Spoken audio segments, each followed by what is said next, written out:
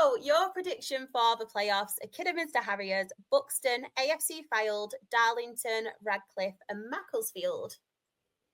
Yeah, so I suppose to go in order. Kidderminster obviously got a really, really good coach now in Adam Murray.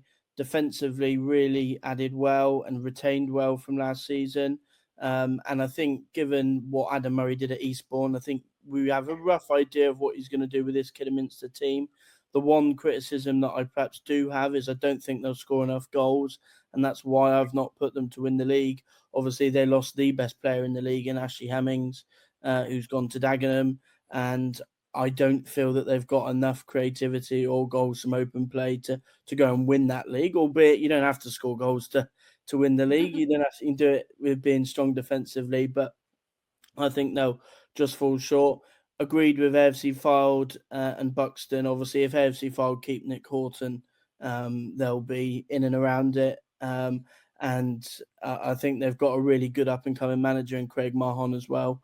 And I imagine, given that they're full time still, they'll be able to recruit really well. They've gone slightly on the younger side with their signings, which was one of my fears last year, that they went a bit too on the younger side and struggled. But I expect them to be close. Buxton, obviously, again, full time, did really well last year. Got a couple of really good midfielders, Keane Coleman and Tate Campbell, who I'm surprised is still at this level, to be honest. I expected him to go up. Darlington, the one thing for them last year is they didn't score enough goals, and barring Paul Blackett, who obviously plays for South Shields, I think they've got the best striker in the league in Aidan Rutledge. Paid a fee for him from Gateshead. Scored a lot of goals last year. Haven't got the biggest of squads, but I expect that they'll be pretty competitive. Obviously, Radcliffe, I know Ben put them to go down. I do like Bernard and Jono. I think they're good managers. Very rarely outside of the top seven. I actually went big on them last year, perhaps a year too early, but I think they will have learned from last year. They've added a couple of really good players as well.